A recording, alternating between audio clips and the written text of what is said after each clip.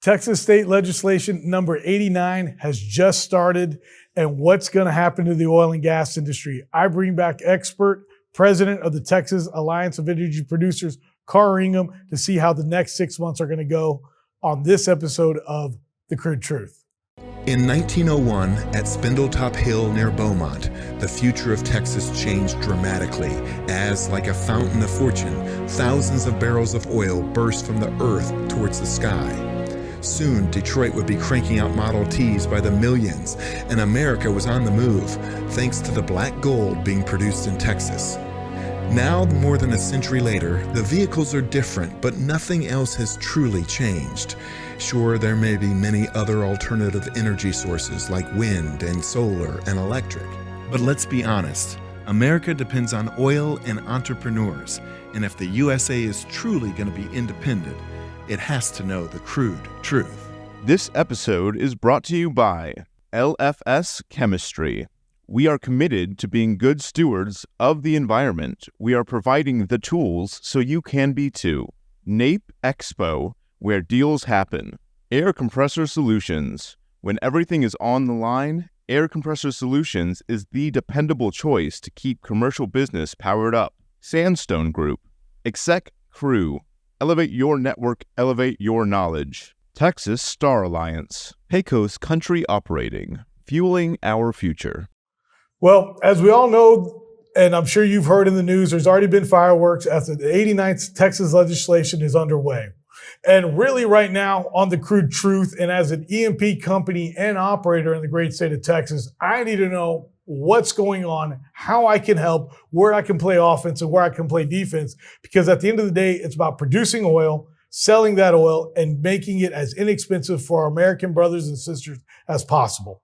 And on this episode, to really dive into what's going on, because as I've said many times before, as Texas leads, America follows, I brought back on the Texas Alliance of Energy Producers, President Karr Ingham, to talk about that. Karr, how are you? I'm great. Good to see you again. Great. Thanks for having me on. Oh my gosh, thank you so much. This was unofficially last minute. I know that session's going on and you guys are just now getting started, and it's only going to ramp up from here.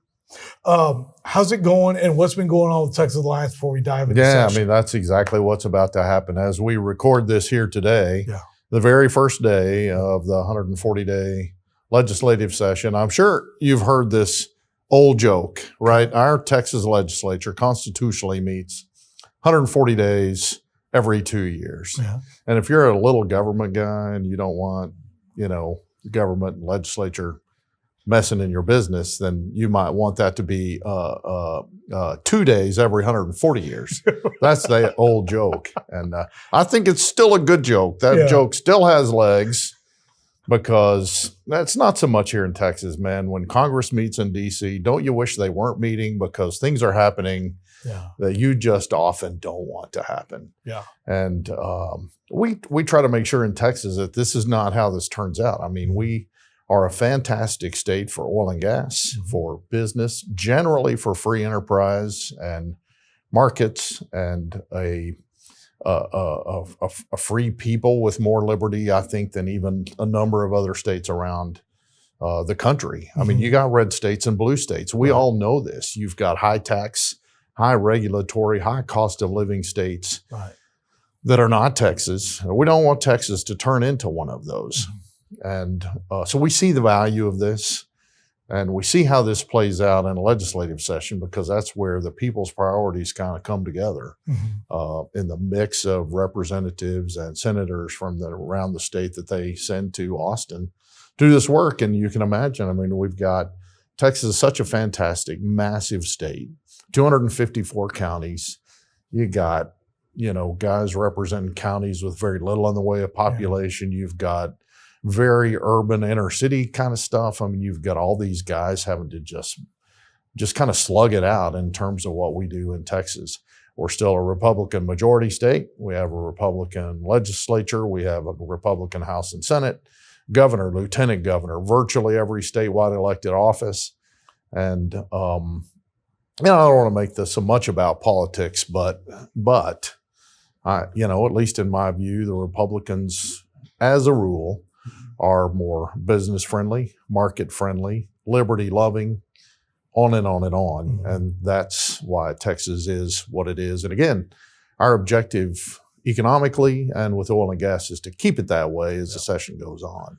You talk about not bringing politics into it. It's hard to, especially when the example, again, as we record, that current president at this moment, President Biden, just added more sanctions to Russia, and oil prices have gone up over 10% in the less than 5 business days. Yeah. So it's hard not to mention politics. Listen, it's impossible, really. Yeah. And So I understand what you're saying. At the Texas level, I mean, I don't want to start out bashing anybody, really.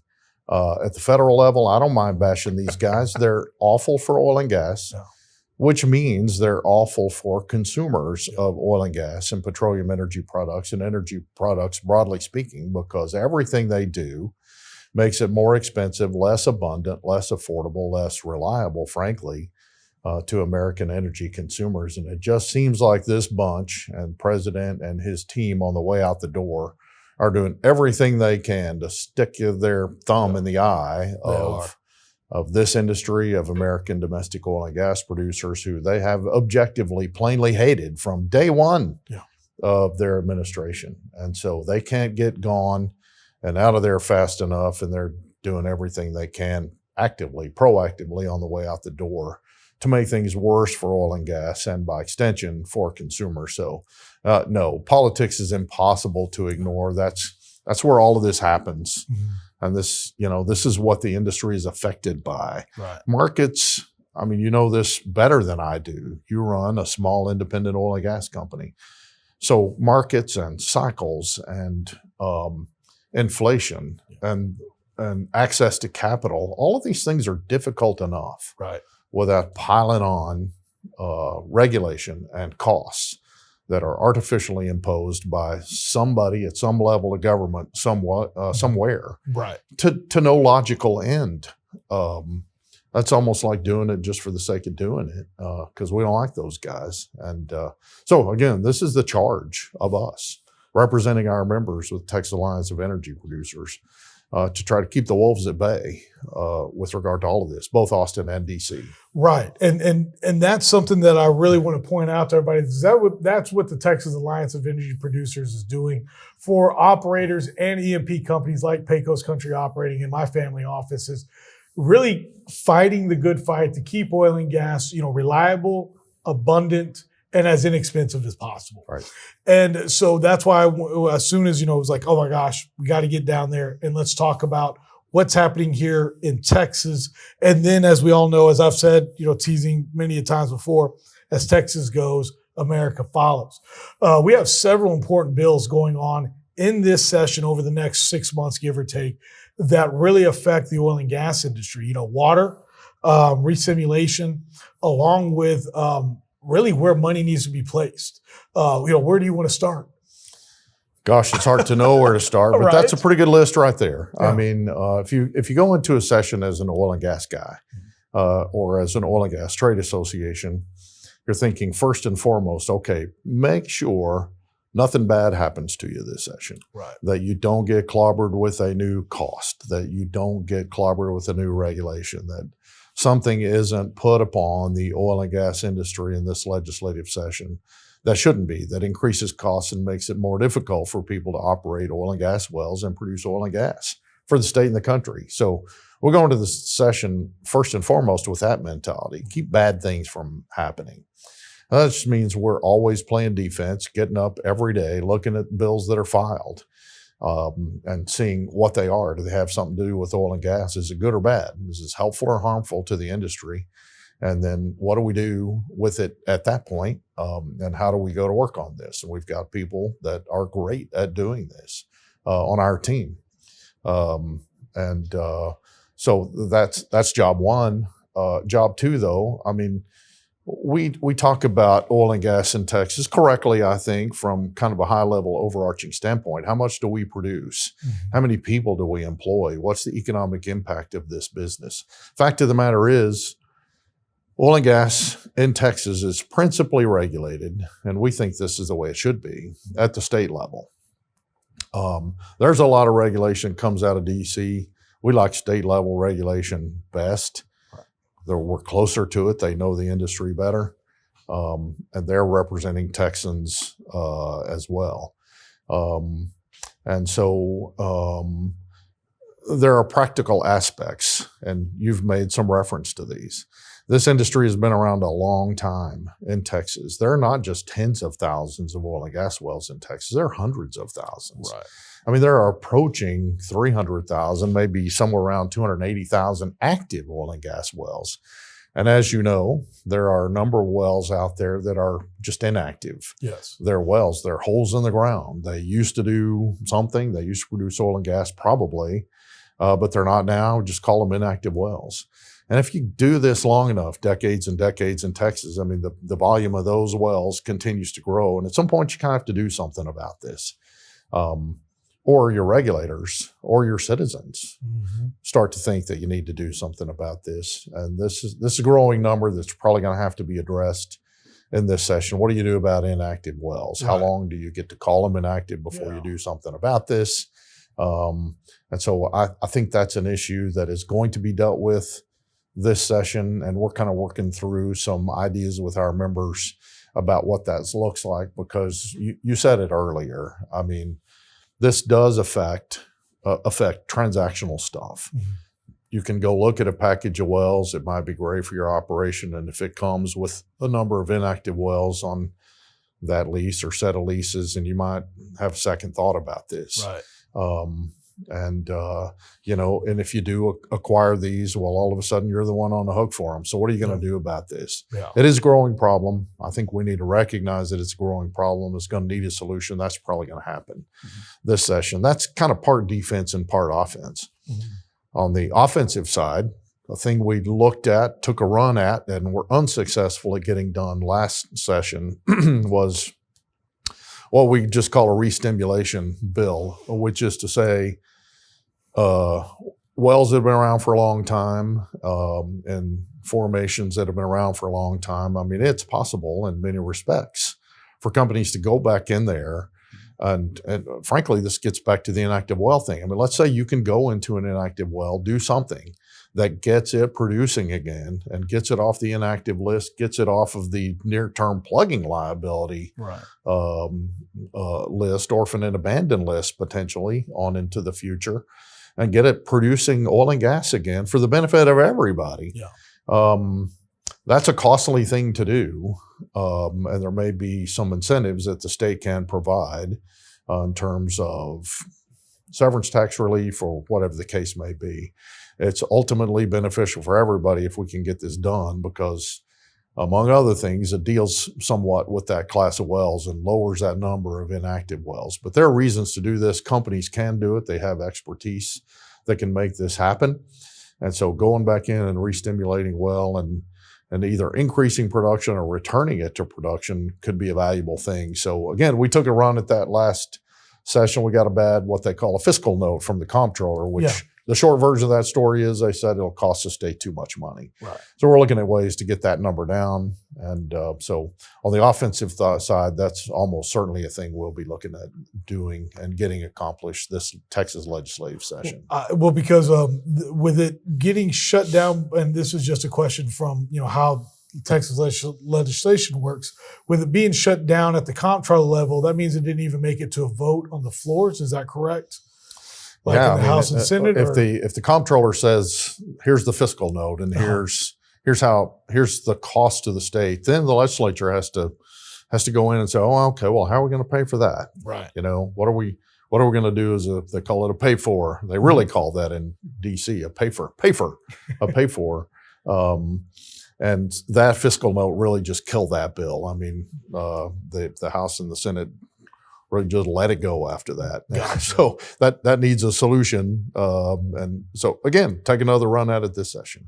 Well, with that being said, obviously, I guess you could have one thing could be for a lot of people in the oil and gas industry to definitely talk to their local congressmen and women and say, hey, let's, probably reach out to them and say, hey, let's figure out a way to get this to come across, because again, there's 100,000 plus idle wells.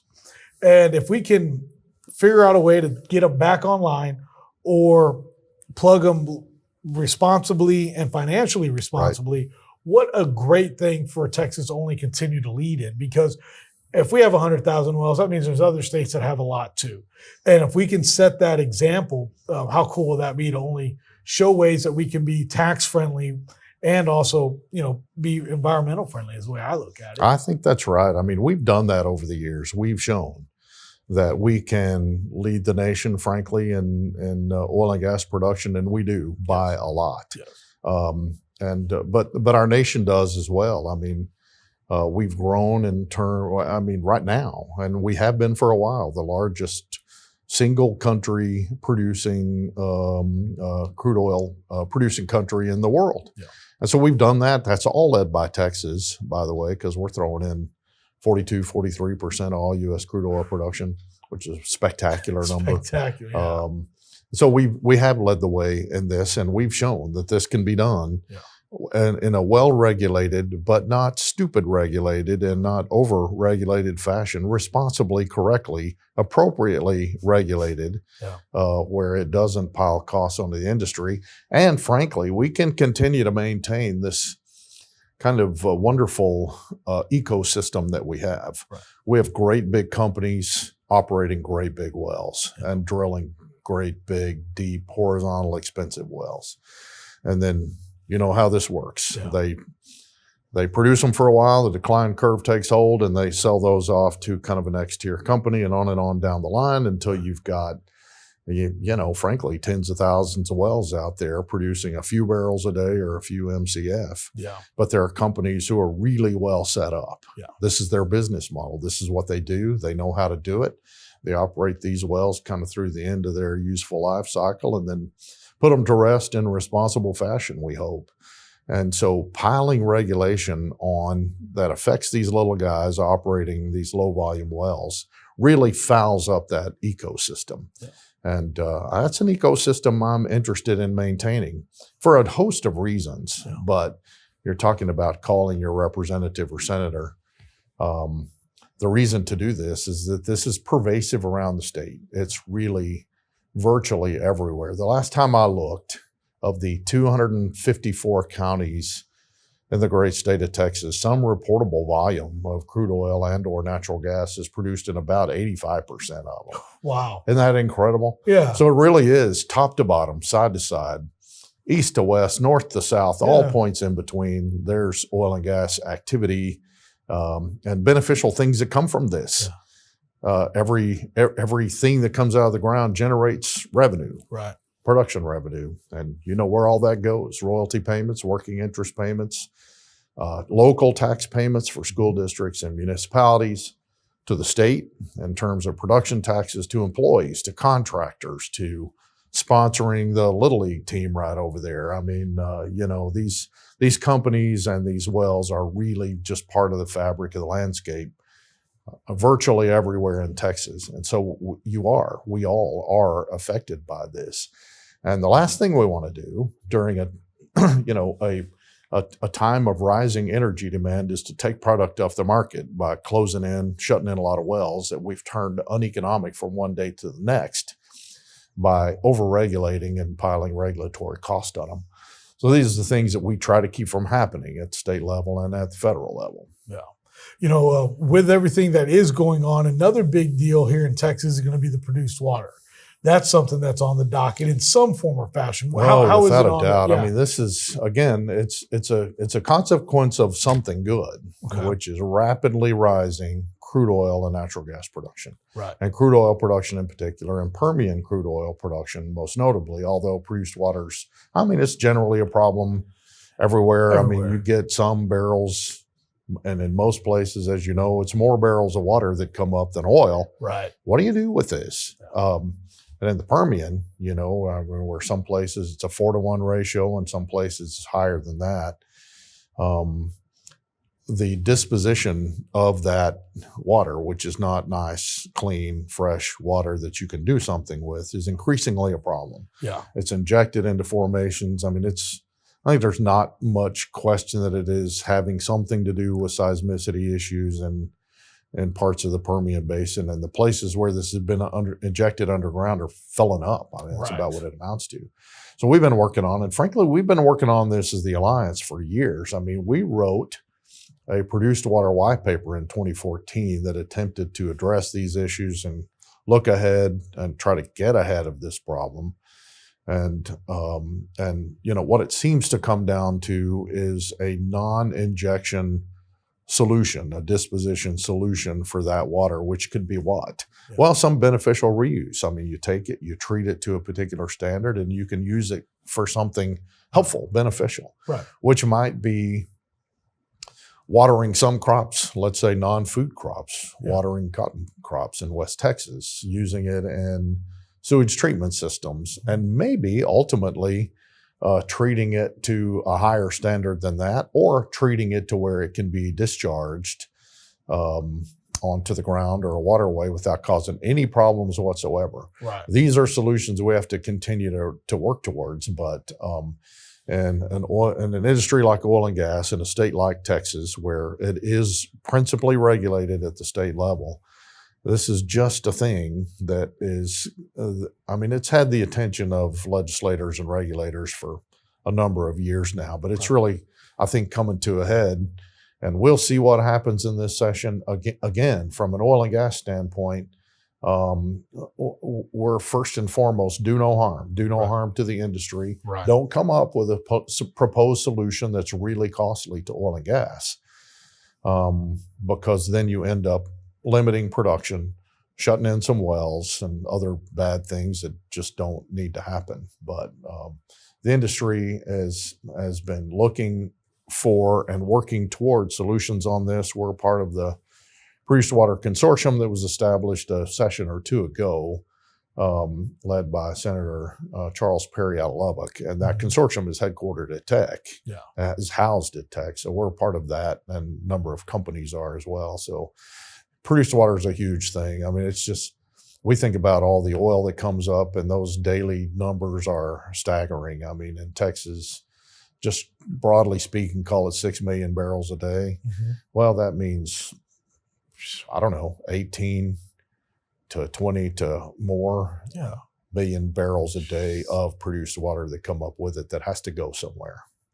And, you know, I know that's the $1 billion question, right, on where it goes. With the produced water, and also with what's going on with the re-stimulation, what is something that you're keeping an eye on, that the Alliance is also keeping an eye on at the state level this year? The other thing that, frankly, is pretty high on the top of our list is what any legislative response to the wildfires up in the Panhandle may have been, or may be. As you know, citizens, states, governments, legislatures are many times just reactive to something that's happened. Hard to blame them for this. And we saw it after Winter Storm Uri, right? And Winter Storm Uri actually happened during a legislative session, right after it started, February of 2021. That's right. So my goodness, you know, I mean, the legislature is going to do something, and they did. So the wildfires did not happen smack in the middle of a session. They did happen, last year? You know, there's no great sense, and certainly no overarching evidence to suggest that some oil and gas company or operator did on lease that started any of those. And yet, in some of the interim hearings that were conducted, and the chairman of that interim committee was actually a Panhandle guy, good guy named Ken King, from Canadian. And so you know, we'll be working with his office and some others to just make sure that whatever the legislature's thinking about doing in response to that wildfires issue. I mean, listen, this was a terrible thing. I mean, you know, it was millions and millions of acres burned. Some livestock was lost, some property, homes, and other facilities were lost. Not much in the way of oil and gas was just burned out, because most of these guys do what they're supposed to. They keep their facilities mowed down, plowed up, whatever it is. It keeps the fire from getting to the well. And most of our guys did that. And so the short version of the story is we want to make sure that oil and gas operators are not held to account for something they didn't do. Right. But it is an issue. It's going to be an issue in this session. And that's another thing we're really closely keeping an eye on. With as much as close to the eye as you guys continue to watch here at the local level behind us here in the Texas State Capitol in Austin, you're heavily involved in what's going on at a federal level. You and I had a chance to visit almost, I guess, maybe 2 months ago, right after about right. President Trump had selected Chris Wright and Doug Burgum for the Department of Interior and Department of Energy. And we kind of discussed that. But what are some things that you guys are working on at the federal level that's going to get in front of the Congress and the Senate on a federal level this year? Yeah. So the same thing. I mean, you've got federal things that happen that are either done at the regulatory level, principally by EPA, although on occasion some other agencies as well, or the Congress. And I don't know. I mean, there's not much that comes out of DC that is good and positive for oil and gas. Right.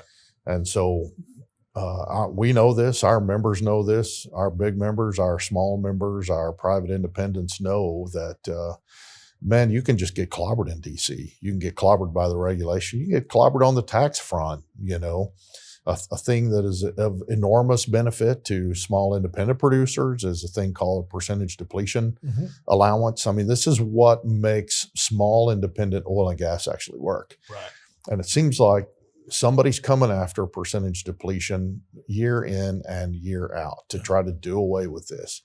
The federal government would realize very little savings or money out of this if they do away with it. It's just tweaking us all the time. Yes. Somebody's after that. Somebody's after probably a bigger thing that affects virtually every country and certainly every company and every independent or almost of any size is IDCs, intangible drilling costs. Yeah. And that's a bad name for that tax provision because you know as well as I do that intangible drilling costs are not intangible at all. No. They're real hard dollar costs incurred in the process of drilling a well. These are dollars that leave your company and go somewhere to pay for surface preparation, for labor, for you name it.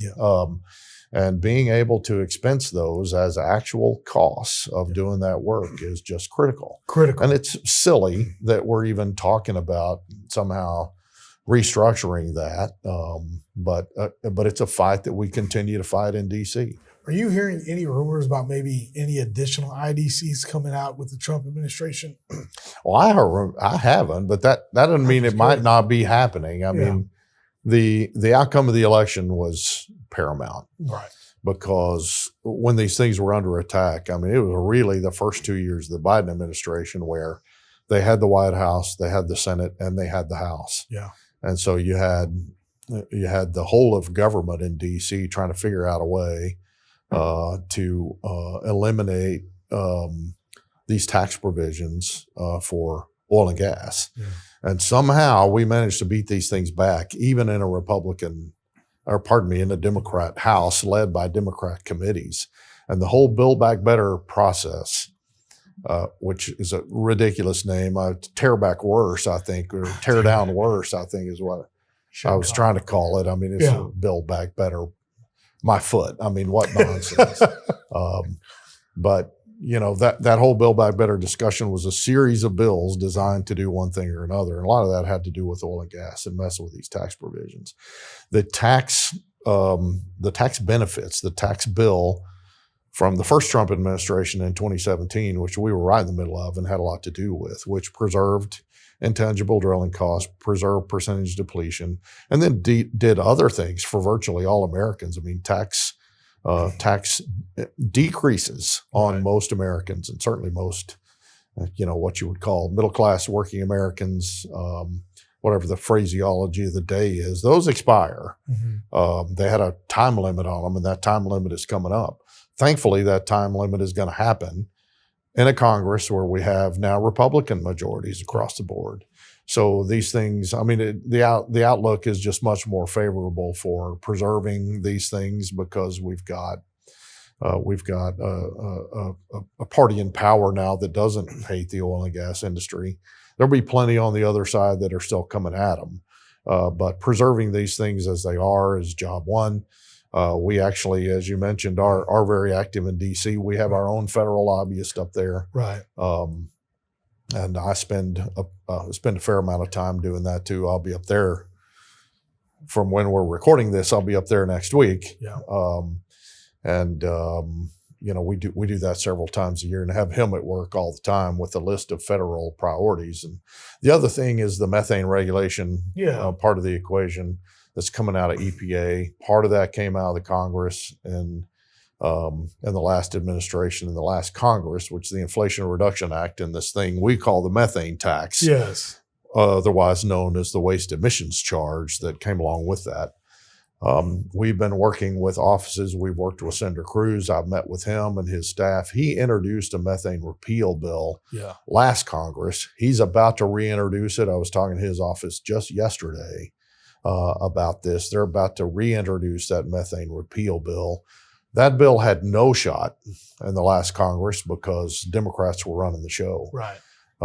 Its chances are much better this time around. And as you know, even if that had gotten out of the Congress last time around, the president wouldn't have signed it. Yeah. But he may, if it gets that far, I think this president will sign that. Oh, that thing needs to go away. Yes. That is an onerous, horrific thing. And frankly, when you pile that on, along with the new methane regulation, what we call Quad OC, which takes facilities that have been around for a long time and now applies these stringent methane emissions regulations to them. They don't make any sense. They're too costly and they don't really reduce methane emissions. And by the way, the oil and gas industry in the U.S. is already and has been for a number of years reducing methane emissions. So what is it we're trying to accomplish here other than punish the industry? And so the methane tax layered with the methane rule, the combined effect of these two things, stands to do away with tens of thousands. I mean, my estimate as our petroleum economist is maybe 60 to 70,000 wells. Wow. Up to a third of them, which would be even a few more than that. Yeah. Just because they're low volume wells. The revenue coming off these wells is not sufficient to absorb this cost of regulation, which makes them uneconomic from one day to the next. Yeah. And you can tell me what happens to uneconomic wells. I mean, do you just continue to operate them at a loss? No. I doubt it. No, you don't do that at all. And so there they go. And when they go, every bit of beneficial economic activity, never mind the production, goes away with it. I always joke, and if you can clarify for me, because I always joke, Karr, about how Texas goes, America goes. At the federal level, how important is the work that you're doing along with everybody else from the state of Texas, really representing the state of Texas, but fighting for every American? Tell me about that. Critically important. I mean, we work alongside. We're not going this alone up there. Right. It doesn't make any sense. We could be, and I'm inclined, frankly, to act like big bad Texas, and we're carrying the big stick. But we work alongside a lot of great other state level trade associations. We've got 33 producing states in the country, and they've all got oil and gas associations that do great work. So we kind of work as a coalition that is under the umbrella of IPAA, Independent Petroleum Association of America. So we're really shoulder to shoulder with all of these organizations working on these things. We pony up money to a legal coalition, and we have a lawyer who really knows his stuff about dealing with EPA, pushing back on these things and reworking regulations at a really technical level. So we participate in that. But listen, we are Texas. We do we produce 42 to 43% of all of the nation's crude oil. We produce 28-ish% of the nation's natural gas. The refined product, the everything, we are bigger and frankly, I think better than everybody else. Yeah. What we do does matter, and my goodness, I mean, this crowd in D.C. that doesn't seem to like us. It's hard to imagine life without us. Yeah. It's hard to imagine what life looks like without the energy that the state of Texas is providing, most of which comes in the form of petroleum energy. I don't have a problem with renewables. I truly do not. As an economist, listen, I'm a purist as an economist. I am an unfettered, unapologetic, unabashed free market guy. Whatever the market brings us, I'm good with. The market is incredibly distorted in renewables just because of the incentives and subsidies that are thrown at those industries.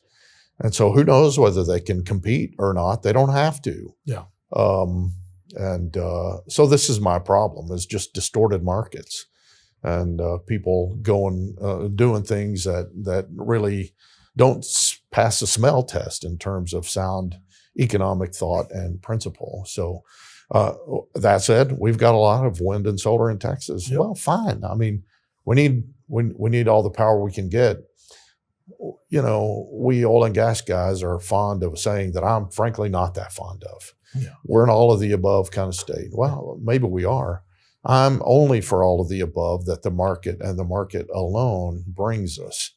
I'm not for an all of the above strategy that includes the use of your tax dollars and mine to prop up one industry to the detriment of another. Right. And I'm not for that because I'm not just against that because it's bad for oil and gas.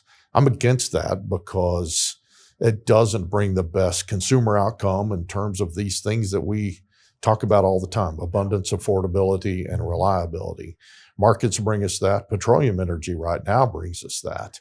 And I reject this notion that petroleum energy and natural gas only exist as a backup to wind and solar in terms of electricity. Nonsense. You can back us up, not the other way around. Yeah. You know, when you talk about the fact that that you, as an economist, you're a purist, that was one thing I just want to kind of go back that we talked about briefly when you were last on in late November was, hey, the market was already showing that Trump was going to win. With what just happened with Biden, you know, putting these sanctions on, oil's now up to the West Texas. Brent's already over 80 again, you know, as we record. West Texas Intermediary is at 78, which, hey, as a producer, I'm great. But as a country, you know, do you still see us staying between that $75 and $85 oil, or do you see us staying a little bit less? You know, just, I'm not going to hold you to it. I know it'll be recorded. I'm not sure we're going to stay there. We may fall off of that a little bit, and it'd be all right with me to be wrong about this. I used to have a friend, or I still have a friend. He used to say, and he's still with us. And he's actually here. He's an Austin guy. He used to say, you know, there are two kinds of people in this world. Yeah. Those that can predict what crude oil prices are going to be in the future, and oh wait, there's only one kind of person in this world. None of us can predict what crude oil prices are going to be in the future. And so that even applies to me. As smart as I think I am, that even applies to me. But the funny thing about this is what tends to happen in Republican administrations is prices are lower, not higher. Yep. Because what they do is just tend to foster,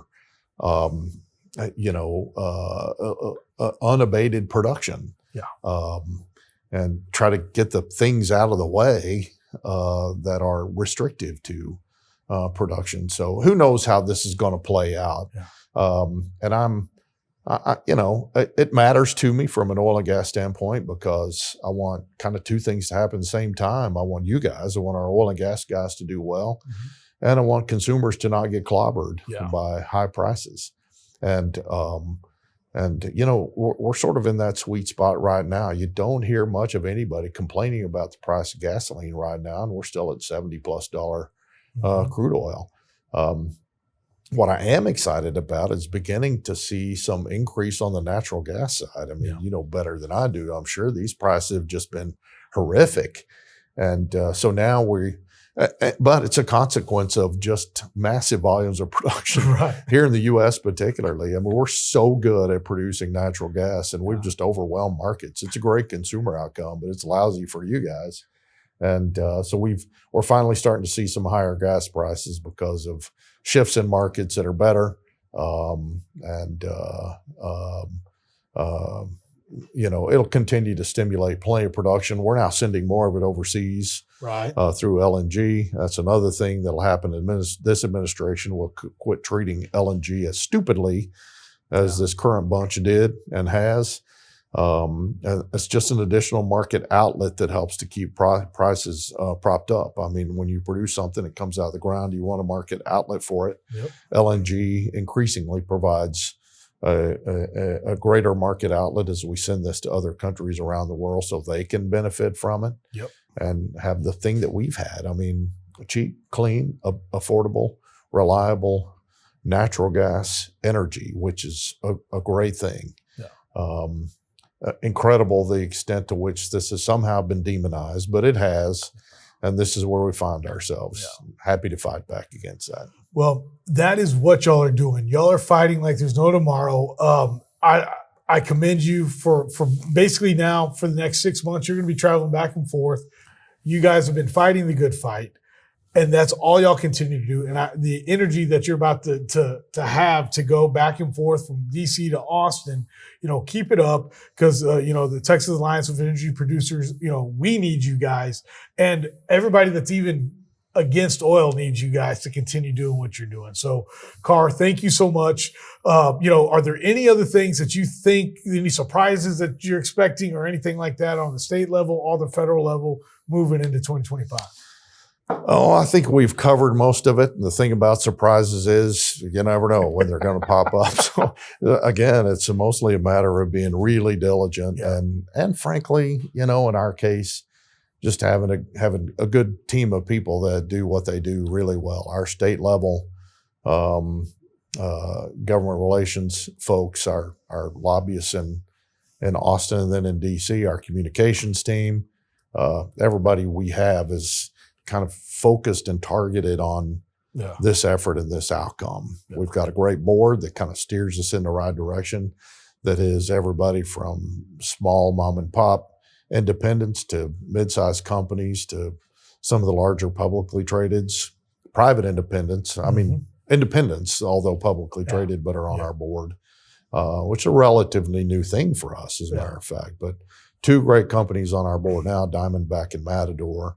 So this mix of board members is great and interesting, and they kind of keep us moving in the right direction. And our staff is just fantastic at what they do, which means part of their charge is to get up every day and make sure nothing bad's getting ready to happen to us. Yep. And if it is, find it and let's get to work on it. No. Well, Karr, again, I cannot thank you enough for coming on. My pleasure. Thanks for having me. There's so much going on that I had to get you on now because it's about to be a whirlwind. So thank you very much. And again, to all our listeners out there, if you got any questions this session, reach out to me. I'm going to be doing my best to kind of stay with it this year, keeping up with it and keep you guys posted on what's going on, especially from an oil and gas standpoint. So as always, thank you for tuning in, and we'll see you again on another episode of The Crude Truth. Again, The Crude Truth would like to thank today's sponsors: LFS Chemistry, NAPE Expo, Air Compressor Solutions, Sandstone Group, Exec Crew, Texas Star Alliance, Pecos Country Operating, and Real News Communication Network. The easiest way to start your own podcast and TV show? Real News Communications Network. Stand out from your competition. Produce streams of high-quality social media content. Become a thought leader in your industry. With RNCN, you get to be the host. We handle everything else. Tour one of our 3 locations in Dallas, Fort Worth, and the Colony. Call 972-402-6333 or visit launchashow.com to find out more.